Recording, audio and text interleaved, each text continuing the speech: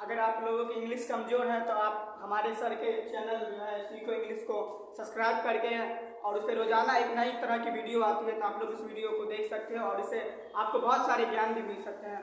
हमारे जो सर हैं बहुत अच्छे इंग्लिश पढ़ाते हैं, हम लोग को पढ़ाते हैं और वीडियो अपलोड करते हैं यूट्यूब पे।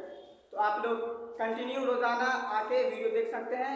सर एक टाइम से डालेंगे और टाइम है 8 बजे का, आप लोग 8 बजे सर का वेट कर सकते हैं और रोज़ 8 बजे सर वीडियो डालते हैं। जो भी बच्चे इंग्लिश में कमज़ोर हैं वो वीडियो देख सकते हैं। Thanks. Good morning, my dear students. Good morning, sir. Thank you very much. Today you are looking very fine because your face is saying something. आप लोगों का चेहरा ही कह रहा है कि आप आज बहुत मन से पढ़ने वाले हैं, बहुत मन लगा करके पढ़ने वाले हैं, क्योंकि अगले वीडियो में मैंने यूज ऑफ हैव टू बताया था, जो आप लोगों ने बहुत अच्छी तरह से समझ भी लिया, कंट्रोल भी कर लिया। जस्ट उसका नेक्स्ट पार्ट आज मैं लेकर के आया हूँ। उसी का नेक्स्ट पार्ट है use of had to. Use of had to, इसे हम खास करके स्पेशल ट्रांसलेशन करते हैं। जनरल ट्रांसलेशन से बिल्कुल भिन्न है, जनरल सेंटेंस जो बनाते हैं उससे बिल्कुल भिन्न है, और ये है यूज ऑफ हैड टू। चूंकि हैज हैव का ही पास्ट फॉर्म होता है हैड, और उसके साथ टू जोड़ देंगे तो क्या बन जाएगा, इन्फिनिटिव बन जाएगा। टू जोड़ने पर इन्फिनिटिव बन जाता है, और यहाँ टू प्रीपोजिशन का काम नहीं करता है, इन्फिनिटिव का काम करता है। हैड टू का यूज करते हैं किस टेंस में, पास्ट टेंस में, बीते हुए समय के साथ। पास्ट टेंस में किया जाता है बीते हुए समय के साथ। तो चलिए आज मैं 4 तरह का स्ट्रक्चर लेकर के आया हूं। एफर्मेटिव, निगेटिव, इंट्रोगेटिव और इंट्रोगेटिव निगेटिव। ये चारों स्ट्रक्चर को कंट्रोल करना है। सिर्फ एक वीडियो में आप लोग चारों स्ट्रक्चर को कंट्रोल कीजिए, निश्चित रूप से आप अंग्रेजी बोलने लगेंगे, ये मेरा दावा है। क्योंकि मन को स्थिर करके रखना होगा, हंसिए नहीं, मन को स्थिर करके रखना होगा। मन स्थिर नहीं रहेगा तो आप इंप्रूव नहीं कर सकते हैं।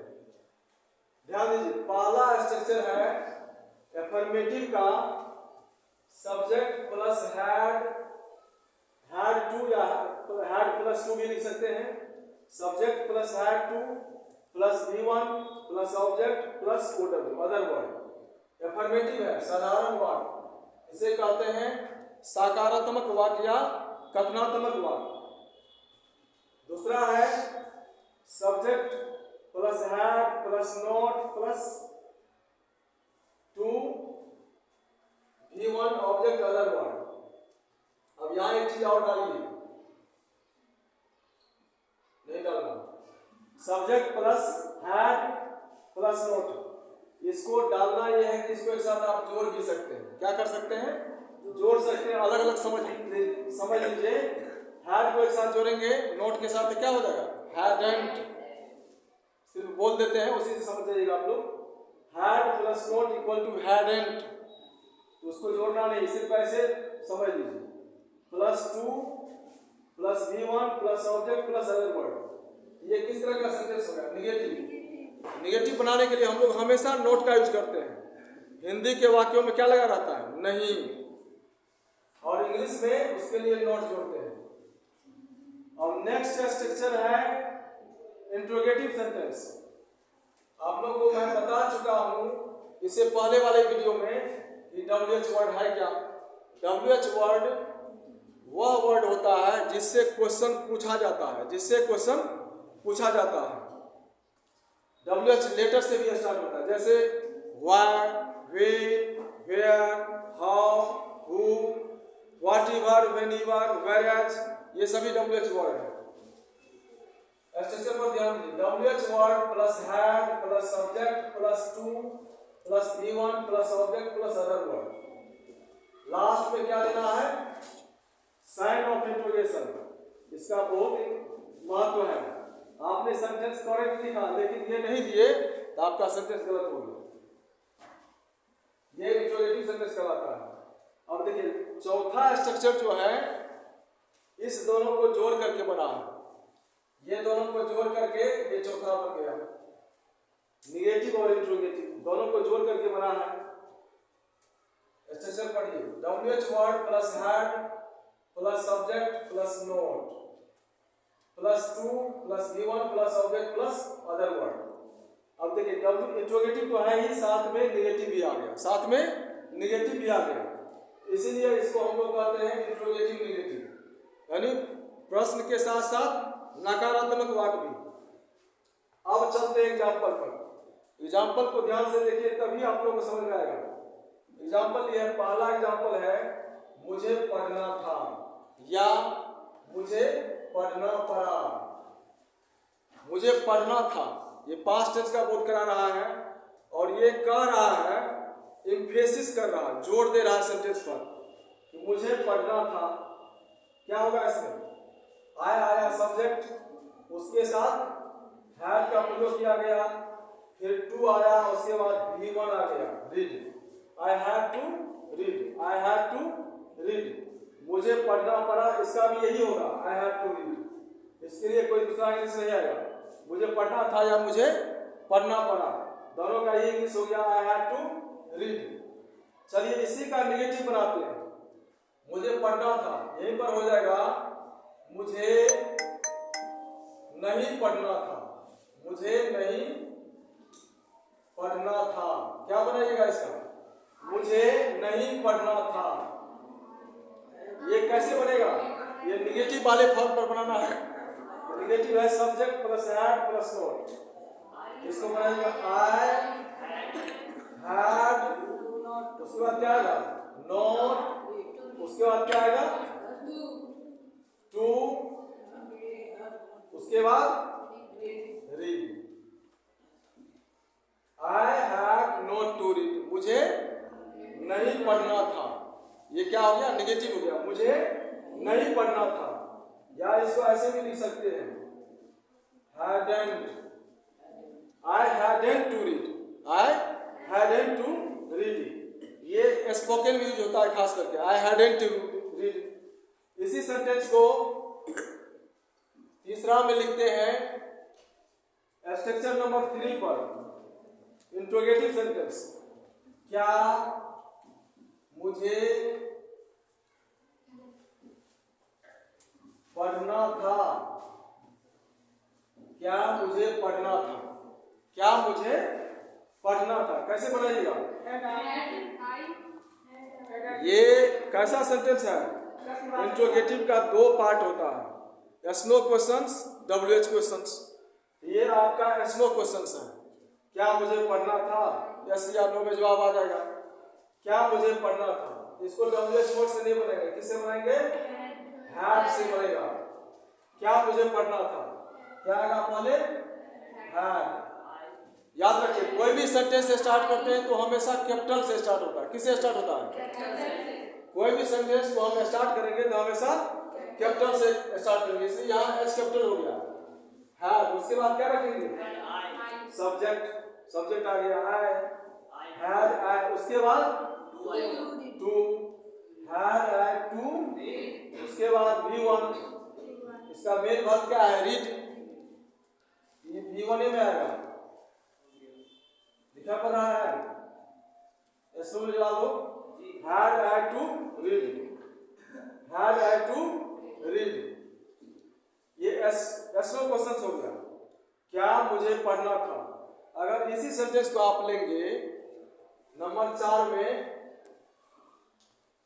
मुझे क्या नहीं पढ़ना था, ऐसा अगर लिखते हैं किस पर आ जाएगा? स्ट्रक्चर नंबर 4 पर, इंट्रोगेटिव निगेटिव। देखिए, मुझे क्या नहीं पढ़ना था, मुझे क्या नहीं पढ़ना था, मुझे क्या नहीं पढ़ना था। कैसे बनाइएगा? देखिए दोनों में डिफरेंस हो गया। पहला सेंटेंस यहाँ जो नंबर 3 पर है, क्या से शुरू है, और यहाँ जो एग्जाम्पल चौथा दिए हैं उसमें क्या आ गया? सब्जेक्ट के बाद क्या आ गया? जब ये कोई भी सेंटेंस हिंदी वाक्य में क्या, क्यों, कैसे, कब, कहाँ सब्जेक्ट के बाद आ जाए वो WH वर्ड से बनता है। किससे बनता है? WH वर्ड से बनता है। यहाँ क्या लिखेंगे? व्हाट लिखिए, व्हाट देंगे, व्हाट। उसके बाद क्या देना है? WH वर्ड आप दे दिए, उसके बाद क्या दीजिएगा? है। उसके बाद सब्जेक्ट आ गया है। उसके बाद नॉट। उसके बाद वही टू मेन चीज है। जितना ही पढ़ रहे हैं सबके लिए टू ही मेन चीज है।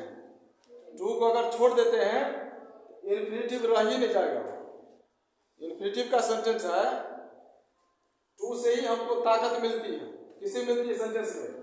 मुझे जाना था, मुझे खेलना था, मुझे पढ़ना था, जोड़ दिया जाता है सेंटेंस पर टू के लिए ही। टू प्रीपोजिशन का काम यहाँ नहीं कर रहा है, इन्फिनिटिव का काम कर रहा है। What had I not to, अब यहाँ लिखिए रीड, लास्ट में sign of interrogation. What had I not to read, what had I not to read, मुझे क्या नहीं पढ़ना था। उसके इसको नोट कर लिया आप लोग।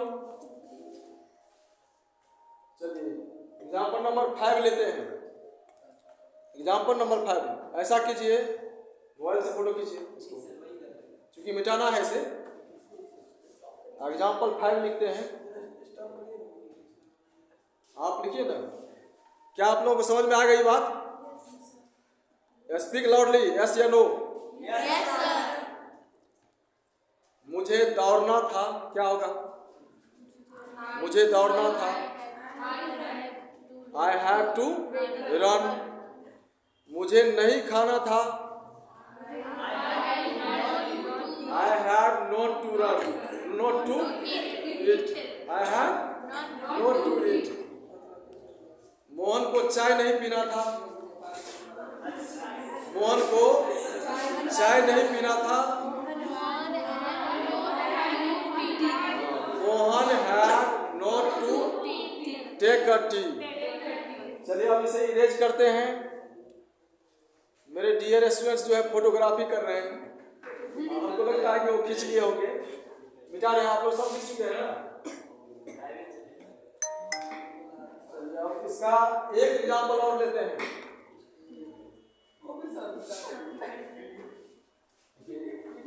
एग्जाम्पल जैसे सेकेंड में लिए, शिक्षक को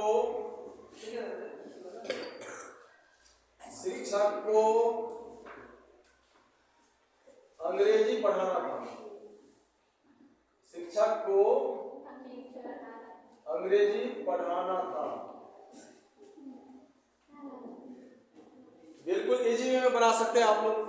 शिक्षक को अंग्रेजी पढ़ाना था, यहाँ सब्जेक्ट आ गया द टीचर। द टीचर, जब कोई पोस्ट आ जाता है तो उसमें आर्टिकल लग जाता है, द लग जाता है, क्योंकि टीचर जो एक पोस्ट है, क्या है? पद है।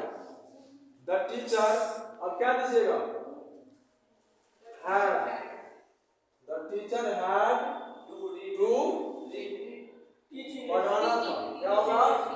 रीड मीन्स पढ़ना, टीच मीन्स पढ़ाना, क्या होगा? टीच होगा। The teacher had to teach what? English. English, the teacher had to teach English. चलिए अभी इसका हिंदी नहीं लिखेंगे, इसी सेंटेंस को आप लोग चेंज करेंगे निगेटिव में। इसी को आप लोग निगेटिव में चेंज कीजिए, तो क्या हो जाएगा इसका? The teacher had not to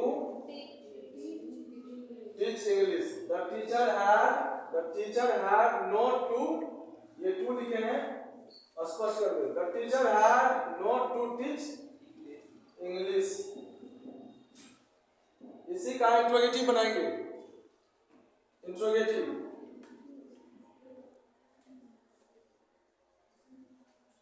इसी का इंट्रोगेटिव में उसको चेंज कर दीजिए। क्या हो जाएगा?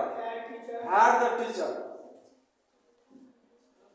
had the teacher, had the teacher to teach English. Last में क्या देना है? Sign of interrogation. had the teacher to teach English. चलिए इसका आप इंट्रोगेटिव निगेटिव बनाइए. इंट्रोगेटिव और निगेटिव. इंट्रो प्लस निगेटिव, इसी से आपको समझ में आ जाएगा. ऐसे क्वेश्चंस में ही इंट्रोगेटिव निगेटिव बना दीजिए. had the teacher क्या आएगा? यहाँ नॉट आएगा. यहाँ जस्ट सब्जेक्ट के बाद नॉट आएगा. had the teacher not to teach English. had the teacher not to teach English. आप इस नोट को यहाँ भी ला सकते हैं. इस नोट को यहाँ भी ला सकते हैं. यहाँ से क्या हो जाएगा? देखिए यहाँ जब hadn't कर दीजिएगा, hadn't क्या हो जाएगा? hadn't the teacher to teach English. hadn't the teacher to teach English. कितना इजी है. शिक्षक को अंग्रेजी पढ़ाना था. The teacher had to teach English. शिक्षक को अंग्रेजी नहीं पढ़ाना था. The teacher had not to teach English. क्या शिक्षक को अंग्रेजी पढ़ाना था? had the teacher to teach English. क्या शिक्षक को अंग्रेजी नहीं पढ़ाना था? had the teacher not to teach English. या hadn't the teacher not to teach English. बहुत इजी है, आसानी से आप लोग समझ गए होंगे. चलिए इस वीडियो को आप लोग पहले की भांति लाइक कीजिए, सब्सक्राइब कीजिए, और आप लोग कमेंट नहीं करते. कमेंट करने में कंजूसाई करते हैं, इसीलिए कंजूसाई मत कीजिए. माइजर नहीं बनना है. कमेंट भी कीजिए और शेयर कीजिए. थैंक्स. फिर मिलते हैं नेक्स्ट वीडियो में, फिर नई पॉइंट के साथ.